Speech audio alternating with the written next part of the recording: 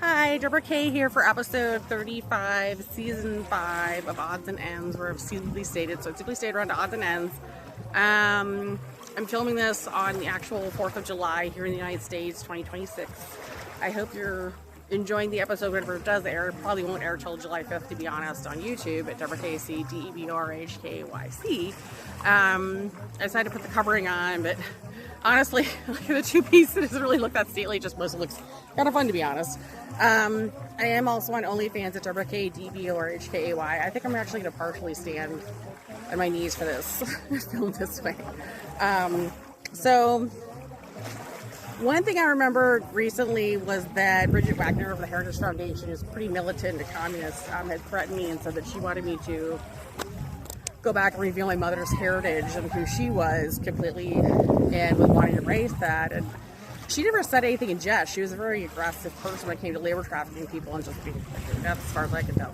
And I do remember my mother's Native heritage, and it actually was in last year's shows in season 3. So I'm not going to go back to her actual heritage again. She was definitely somebody of Western European heritage. Of course, my father was Assyrian American and Jewish, and Mizrahi Jewish, right? So it's important to remember all that as we go into the show, because there's been so much going on lately as far as political events are related to the research I've done and work that I want to actually be able to cover them here. So one of the issues with the cult groups as far as the Khmer Rouge, military communist organizations in the U.S. is they spend a lot of time training. So you have your Russian FSB, Chinese CCP, or Khmer Rouge. I'm starting to think even these Israeli Ashkenazis spend a lot of time trying to brainwash people so they simply forget who their families are. And that was certainly a problem that I had with people trying to replace or even take over my family. And then you have what's called corporatism with Endeavor Corp, which is actually supposed to be a corporation that is run by Bolsheviks, basically. And a mixture of people from, the communist groups of Cambodia, China, Russia, and unfortunately I realized family Israel is actually part of the problem. Although some of them also claim to be Iranians, who are also militant communists. That's usually the problem. Anyway, so I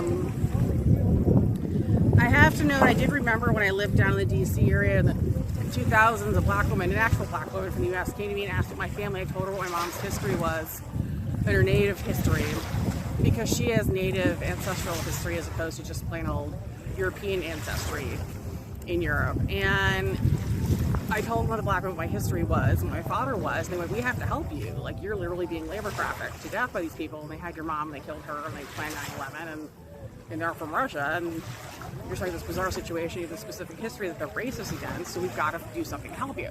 And it's just an important story to remember, like, when you think about life, the continuity of the United States as the country, that I actually had that experience, and I knew the difference between the people from Iran who pretend to be black and the Russian groups that were pretending to be black, or your Cambodian communists pretending to be black, or your Chinese pretending to be black, or your Israelis pretending to be black, right? So, there's a lot of obfuscation and lies in the West about race that make it really difficult for people to understand each other unless they're educated on what's really going on. So that's what I'm making the shows, right?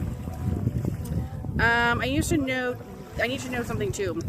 Back during the Obama administration, Terry Galvez ran for Washington, D.C. GOP chair, and we used to make fun of her in the YR groups.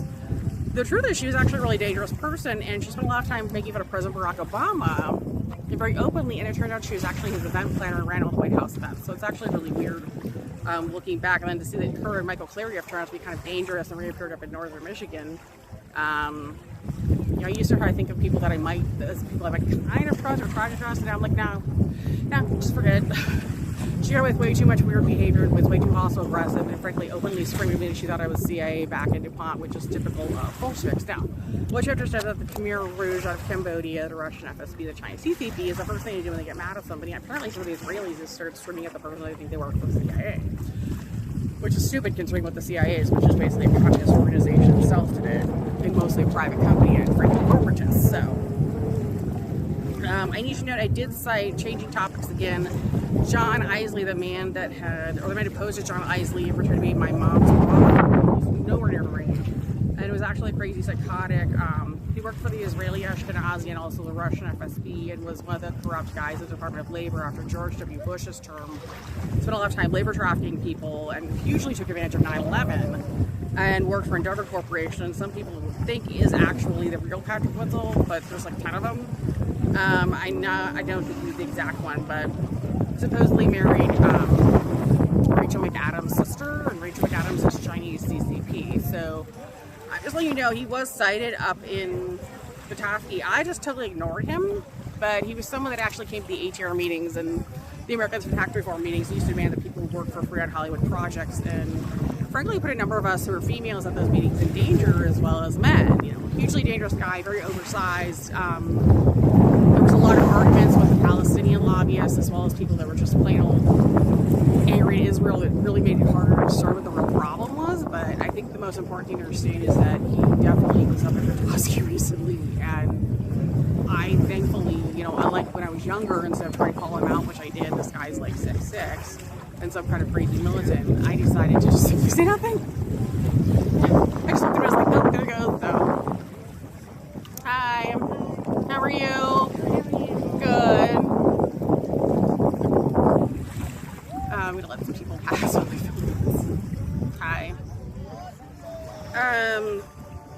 It's also important to note that the Heritage Foundation, the Heritage Foundation has not been properly brought to justice on, and I mean justice for the rest of us, on labor trafficking issues or what they did to Paul Weyrich. Paul Weyrich was an actual conservative, and they do use Booz Allen Hamilton for contracting, which is a Russian-Chinese company, and also worked for Endeavor. And you need to remember that Timothy McVeigh, who is an actual U.S. terrorist that many of you do know of in the media, who went by the name Chris Evans and also David Barnes. So it's Chris Evans, the Hollywood actor, actually did work there. And Mary Catherine Ham, who apparently is a CNN personality, or was a CNN personality on Fox, and apparently murdered her husband and is now married to Patrick Witzel, also worked with Heritage Foundation. So long list of felons and harsh, really hostile communists work there. And it's right there on Capitol Hill. And has not been brought to justice at all on these issues. Like, no justice for the rest of us. So, it's still an ongoing thing. Sort of not even kind of dangerous, right? So, okay, I'm going to put this aside for a minute.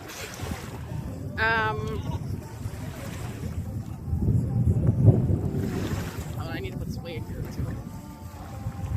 I want that blowing away. Like something my hair blows or how something else in my hat blows away entirely.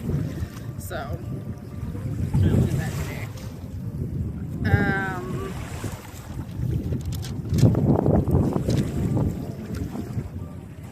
Yeah, I mean, there was a time when literally eating like a cracker and cheese at the Heritage Foundation when the receptions was enough for Bridget Wagner to walk up to you and tell you that you were going to be labor trafficked and to have to do something weird for her. And unfortunately, that's the way a lot of Bolsheviks work, which is kind of frightening. How do you feel comfortable? I mean, those are receptions they had, and I had actually put money into them myself, and supposedly was, I was trafficked in a relationship with the actor Chris Evans at the time. He's also Timothy McVeigh, but the idea that you need so much as like a cracker and some cheese on it, and she would tell you you're going to have to be trafficked. That's one of the horrible things I saw her do to staff there, and very openly. I remember to also be Annika Hansen. Like, that's, I'm pretty sure she is also Annika Hansen. Chinese CCP is a huge, huge problem, right? Like, huge problem. So, let's see. Yeah, I mean, sometimes you just have to look at it all and notice that. So you had Bridget Wagner, the Heritage Foundation. You also had to note that Emily Dunham, who used to work there, is actually Cambodian and part of the Khmer Rouge. So, a number of noted members of Bolshevik organizations that are internationally dangerous and fairly hostile and have continued to reside in the Washington, D.C. area, and be dangerous to the area, and not contained at all. So, it isn't just the so-called overt Hollywood problem. The thing about the Heritage Foundation you have to understand is that the Heritage Foundation, despite the term being conservative, is very Hollywood. And so part of the reason I make the shows also is just to remind you of what this all is and why Hollywood itself has been taken apart. Hopefully most of you don't even have time to watch old-fashioned Hollywood crap and you're too busy working or living the rest of your lives. I frankly work too hard to keep up with stupid Hollywood crap, except for the weird stuff that gets sent to me on Facebook, like targeted ads. So, but just very weird stuff. There was also an issue with literally hundreds of millions of dollars of corporate welfare at one point having gone to the Heritage Foundation, which has never been recovered for the U.S. government. It's also important to note that there has been a breakdown of corporate welfare issues here in Michigan, and that the governor actually here is actually working on breaking down those issues. So, and as far as actual nonprofits coming up here or being placed here that would actually try to receive corporate welfare they don't really deserve. So, I did see on Sunday that Hussein Sharakabandani, the Iranian Supreme Leader at the Kayhan newspaper event, wrote that Iran's first demand on working with the U.S. would be restricting relationships with the U.S. and negotiating to have Donald Trump put on trial in Iran. Yeah, you know what I'm going to say about all this after his behavior is, as far as I'm concerned, you can have him. Pick him up whenever you want. And I say this as somebody who works on Republican boards and the Republican Party, but there's nothing Republican about him. He's very much a Bolshevik, and anytime you want to take him away as a member of the old KGB, you could totally have him. So, but that's as far as I'm concerned. You know, I'm just tired of the Russian crap and also the Chinese crap with him, and the fact that he's dragged us into so much conflict and this bizarre situation with trying to defend this bizarre Israeli cult. And unfortunately, Israel it turns out to be nothing but a bizarre cult and, frankly, a gang, no different than this 13 created by Russia and China. It's ridiculous. I need to review for you again that Lisa Stickett-Lewis, who the YR's fired, used to be our national chair, turns out to also be Brett Ratner's Hollywood director, and is also Israeli Ashkenazi herself and Russian. I finally figured out she had lied and said she was Iranian. For all I know, as crazy some of these people are, she might be both. Considering how much some of them change their personalities around and just are completely bizarre in their behaviors. But she very much wanted me to make the videos about Christopher Wray and what he did to my mom and her life, and the rapes and the setup she went through. And I don't think anyone will ever quite get over the amount of damage Christopher Wray did with trying to so-called get these guys and turning out to be Chinese CCP himself. It's spending all this time actually getting all these women raped and beat up on or even murdered. The bizarre snuff films that only the Bolsheviks want to make, right? So, I have to note topics again. On Monday, June 29, 2026, Peru elected anti-communist candidate Keiko Fujimori. She's 99.9% of votes in the country. I was ahead of her personal last name, Sanchez. Also based on recent events, I'm going to say, change the topic here again, also based on recent events, I no longer support the U.S. Secretary of State, Marco Rubio. He has completely undermined the peace agreement that the U.S. government tried to create with Iran, and actually went ahead and actually departed from the plan entirely and engaged in independent attacks using the Department of State's equipment, and frankly went against the administration's own orders. It's important to note that Iran gave us 2 full tankers of oil to use here in the U.S., and we haven't actually seen a dip in our gas prices here. Again, noting gas prices, we're down to like still over $4 a gallon, like at $4.15 a gallon. Maybe you get $3.99 a gallon, but it's still pretty damn high considering that the conflict has come down and then all this oil is supposed to have flux here. So this goes back to my bizarre conversations when I used to work for a major transfer congressman out of Kinzinger, and he talked about how he loved the oil industry. He's very much invested in himself. So not a very nice guy. He certainly told me the truth about the oil industry. I'm also starting to think that, you know, you have to look at this conflict and sort of rotate the topic here. We have a huge conflict here in the fact that the Israeli Ashkenazi begun their own campaigns targeting U.S. intelligence officials at the Pentagon here in the U.S. and frankly opening threatening the U.S. and even members of elected members of U.S. Congress at the federal level, not your state, but the federal level, that have decided that we're simply not going to be respected as a country and start threatening us and telling us we no longer exist in a country in another 50 years unless we do what they say. Which is about as disgusting as it gets, which is why I'm totally done with this bizarre cult cliche of Israel. So, we're just done. There's a million different countries in the world. There's no reason to be this obsessed with Israel and protecting it when it's not us. It's not part of the U.S. And then we're going to get into some more of that later because there's some more legislation that's come up that's kind of important to note. Yeah, I don't trust. I've decided I'm done looking into Marco Rubio and all that. I know we had that sort of infamous episode last year where I cried too much and was forced to cry and was hit actually in Different City and then was forced to make this episode where it's like, oh, Marco Rubio celebrates with me. It's like, no, I don't think anyone thinks anymore. I've come full circle and decided that, you know, Senator Marco Rubio is Russian, Ashkenazi, Jewy himself, and Israeli, and way too Israeli based on his behavior, and we're done. We're just done. He doesn't represent anything about the base of the Republican Party or the people in it, and you know, I think back on some of the scandals, people that I was friends with. I don't want to mention one woman that I was friends with, but I'll just say she was the one who was friends with both I and David Mohill, who went through some pretty serious conflicts because of him, and really could have easily lost her life because of his behaviors and game playing and his like playing the burn game with her and crap, and wanted to pay her some slut that was, you know, being tossed back and forth like a Mexican sombrero hat, I think is a joke we tried to make, and it didn't really work. Because those we could do to kind of save her life, because they were basically just being on her as an attractive woman and labor trafficker, and she had to get out of doing anything before that. So, for those of you who live in the DC area during the 2010 era and 2015 era, you know what I'm talking about. We're not going to repeat the obvious, because I'm not to the point where I'm like, we're going to start to pull back on details, and the rest of you are going to have to watch these shows. So, you know, a lot of these stories about women being used as sex objects or even having affairs are mostly a cover-up for what's really going on, which is the person is being labor trafficked somehow, and or even just plain old beat up and tortured. So,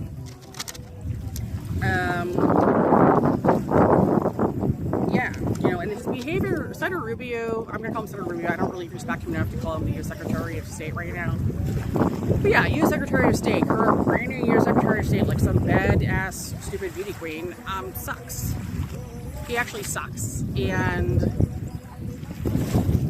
I don't wonder anymore why there were so many issues with the records being covered up on my mom's murder and what happened to her with 9/11 and none of it more. And I include Jeb Bush in that as well.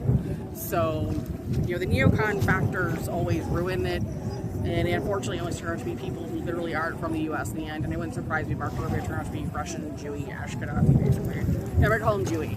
And guess what? I'm like half Syrian Jewy, so. Let's review the history of Israel and where it came from, because today the country functions as another gang out of Russia. So changing topics again, let's talk about Israeli history. It was created as a settlement for the Jewish, Russian, Ashkenazi, many of whom worked for Hitler himself, unfortunately. And you've been lied to in a number of ways and told that the U.S. government allies had been forced to kill, or had forced Hitler to kill himself by suicide. Is today to believe that he simply fled Germany and survived because of the prevalence of Nazi organizations and setups and since then. And it's also important to understand that if he didn't die or did commit suicide, then we've failed as a human race to actually stop the mechanisms that caused those events in the first place. Because Nazism and Bolshevik communism is raging along more than ever today. It's a huge problem in the U.S., a huge problem economically. You know, just remember for yourself that Hitler was actually Russian Ashkenazi himself and affiliated with the Lutheran cult groups of the LCA and also the PCUSA, the KGB. Like, it's not a coincidence. They're all definitely offshoots of the old cult of ISIS. It's all weird Nazi, communist, Bolshevik crap. So you got to keep that in mind. But, you know, these ideas were turned by the 80s that he may not really have been forced to commit suicide. The U.S. made a mistake in aligning itself with Russia in World War II. So this is 40 years ago. And that the treatment of Japan was a mistake due to China actually causing the attack on Pearl Harbor, actually being the attackers, the famous attack on Pearl Harbor in Hawaii. And it's important to note that most of the information on this event have simply been wrong. As today, Japan has its military back, by the way. The U.S. is now an affiliate military. The country of Israel entering was formed out of other countries, and mostly by Booz Allen Hamilton, bizarrely, a contracting company which is Chinese and Russian. At the end of World War II, violent conflict. Some conflict is ever resolved due to Chinese, CCP, and Russian FSB involvement in the area, and a prevalence of Russian Ashkenazi Jews as leaders who are basically militant cult leaders. Some pundits call it a cult. And it is definitely a pyramid scheme full of human rights abuses, etc. One argument for it is that the book of Revelations, the Bible today, and today it talks about a chosen place for the Jews. Well, that's not really true. The Bible was actually written. What it talked about in Revelations, if you read the original Bible, is that,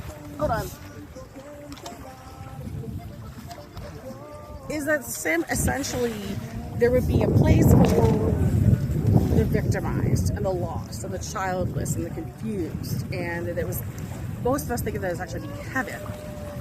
But then this bizarre cult rhetoric came up in the 80s, it was born in the 80s, of Israel, and we had to fund Israel, and Israel is the Holy Land. Well, whose Holy Land? It's not my Holy Land, and it's certainly one of my father's Holy Land is an actual Jewish person, and I'm sure for most of you it's not your Holy Land.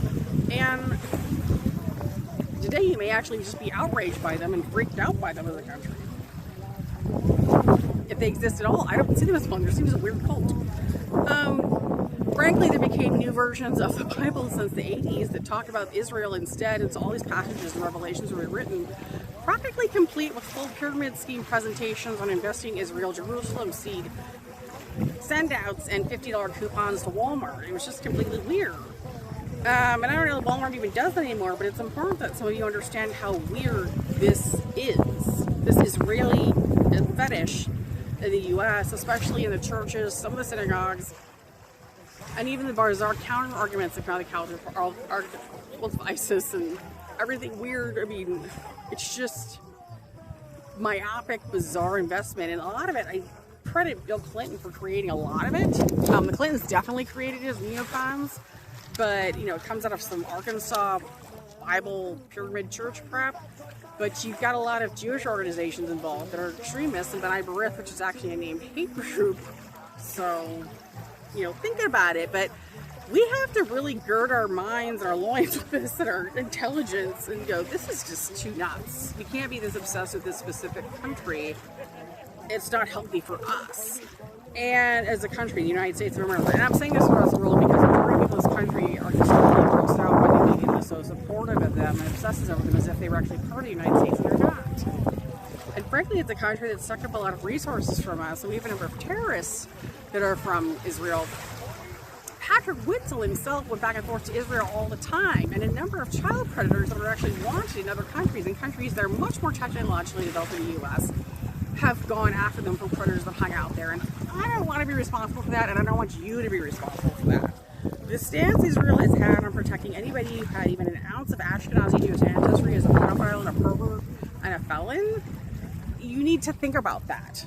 Because it's really bad for you and it's bad for everybody else. So it's gonna be like bad, my boobs out. And you know, I have to also say that I'm gonna change topics again. I saw a significant amount of trafficking and abuse of Palestinians, so slight change of topic, by the PCUSA and Russian communist organizations, especially in Washington, D.C. They used to bring the Palestinians over to the U.S. all the time to perform. And I relate in the sense that I was also forced to perform, even though I was Jewish, Mizrahi, and mixed, and had a mom who was actually Episcopalian, and, you know, but I saw it. I saw the desperation, the fact that these women and men were forced to come to this country and perform, and how miserable they were. And I saw the bizarre hatred by the members of PCUSA and wanting to foster and foment fights and war in Israel and Palestine. So I'm not pro-Palestine, I'm not pro-Israel. I'm saying the U.S. needs to stay the hell out of this with Israel, because the whole thing is a ridiculous real estate scam and a weird pyramid scheme. It's just has to be over. We can't go for the rest of our lives legislatively as a country calling Israel the Holy Land, because it's just not. It's not everyone's Holy Land. You've got to wake up. You've just got to deal with what the rest of the world actually thinks and what other people in this country actually think. I'm also going to add that you know, Middle Eastern and North African is now a designation in Michigan, so I'm changing topics. I did see that MDHS now actually recognizes us, those of us who have that kind of history, and answers as a separate group and not considered to be like. So I think it's good, it's bad, but I think it's helpful to know that they actually recognize us and understand that we're actually a separate group and have separate struggles from people who are simply Caucasian. What I always hate about the hate groups, it was actually both Warren Sanchez and Ilka Johnson, who turned out to be Janelle Bukhani, said to me was that they didn't recognize the Middle Easterners or North Africans as anything other than white. And you really got to question why the Khmer Rouge, a group that's also been tied to heavily trafficking those populations, would be so obsessed with calling them white people. And then they want to call themselves black, because the Khmer Rouge has done that. They've lied and called themselves black people, and they're actually Asian. And heavily affiliated with the Chinese CCP. So, change the topic again. No, I do not want to financially support Michelle Obama's presidential campaign, and I was not suggesting that I would. I felt like it was like $100 only missing from my account. I'm afraid somebody went and took it for her. That wasn't the idea. It wasn't the idea, guys. Somebody asked if we could press charges against Trump, not in Congress, but because he has a marked history of violence and violating U.S. law, including now giving money to E. Jean Carroll, about $5 million for a lawsuit and settlement. All I'm going to say about this is that the Supreme Court didn't give the rest of us money over these kinds of incidents, and how many of you were literally told that you had to go to file charges against someone for those kinds of events. All I'm going to say about this in the end is that I think E. Jean must be some kind of strange serial killer or contract killer that Trump simply had to pay off. She's supposedly 83 years old and from Detroit, Michigan. But, I mean, do you think she'll actually even receive her settlement is what I would wonder about. Just my thought. I'm gonna go like this for the rest of the show. So, let's see. Oh, there's an upcoming white party in Detroit, Michigan, which is disgusting. It's considered Latin. As most of you probably understand by now, Latin means Russian, Chinese party. It doesn't really mean Hispanics. It'll be on July 29th at Chrome Park or Core Park, some park. I assume most of you won't want to go to it, so I'm just letting you know it's going to be there so you can avoid it. Yeah, white parties are strictly for communist Bolsheviks who like to beat on people, and you're either going to get beat up at one or you're going to go beat on some people at it. I wouldn't suggest going to one. I certainly always avoid them down to Washington, D.C. One of the reasons I knew Lindsay Mask was a Bolshevik is she kept going to all the white parties, so...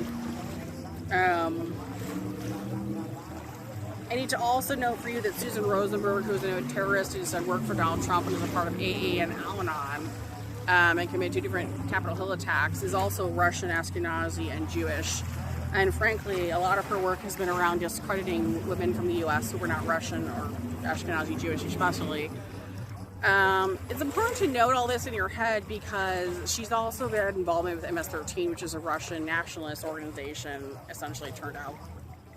Most people are going to tell you it's from like the Latin America. Well, that's the whole point. It's Latin American, right? Russian, Chinese-based gang, Latin American. So, I mean, there's just a lot of inaccurate information. I mean, I'm just really tired of it, so I'm going to keep doing these shows as topics. Let's see. Unfortunately, the U.S. House dropped state legislation. No. The U.S. House had legislation that was set to go forward that would have stopped the Israeli military from accessing Pentagon operations. They were trying to integrate. Israel has been trying to integrate into the U.S. military fully. Section 219, 224 NDAA. It's important to note that the bill to stop it was dropped. The U.S. House this week decided to literally stop sessions. The U.S. House leadership among the Republican Party and the Republican itself just said, we're not doing anything else in the House this week. Like, it just got too crazy when they couldn't get the legislation stopped on Israel integrating itself through the U.S. House system, at least, into the U.S. military. I can't think of anything more upsetting, but that legislation simply has to be dropped or lost or gotten rid of. That's completely ridiculous. There's no reason for Israel to be fully integrated into the U.S. military. By the way, one of the most harmful systems I know of as far as accessing the pictures in your phone and my phone is a program called Pegasus out of Israel. And Russia used it pretty heavily to steal from people and also access your personal information. So they can literally unlock your phone, even when it's turned off, and look at your pictures and personal information. I fought for years for people to understand that the two countries were basically one, and that program was shared between them. And I unfortunately had some stalkers who pretty heavily used Pegasus, so that kind of sucks. But anyway. Also, I'm not interested in paying for the U.S. House Speaker Mike Johnson for his re-election campaign either. I have no money to share for anyone. I can only make shows. This would be funny, but let's see. Oh, yes, I still do have my Hans Maximilian friend profile on Krishka profile on Facebook. That's actually Kim Kardashian. If maybe you go to my page, Deborah K. Corey, you'll see Hans Maximilian likes to list himself as a friend, and he's actually listed as an extremist who lives in Woodbridge. It's actually Kim Kardashian posing as a spirit guide. Let's see how long we're going. Or does I have her? I also have a note for you. If anybody of you were wondering who Shoshana Claire Weissman turned out to be, she also turned to be Allison Krauss, who worked at Panera in Traverse City 2 years ago and put pinworms in the food at the Panera Bread, which is really disgusting. So, there's been a pinworm outbreak recently in Michigan, which has been really disgusting. I think ruined people's food supplies. I'm going to stop this episode here. We'll have another one again pretty soon because there's lots of material for another one, another day. But this is me, Deborah K. here at the beach. I'm going to stand up for a second.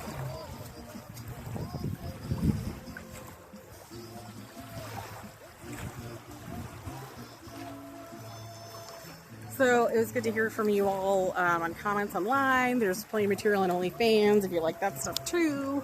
Deborah K. DB or HKAY. And I hope you enjoy the show and the research for what it is and me trying to look sort of stately in my Chuck Gates here. So I'll see you later, and I hope you've had a good 4th of July weekend by the time you see this video, because you'll probably be either done with the 4th of July as of Saturday or into Sunday by the time you see it. So have a good one. This is me, Deborah K. Bye.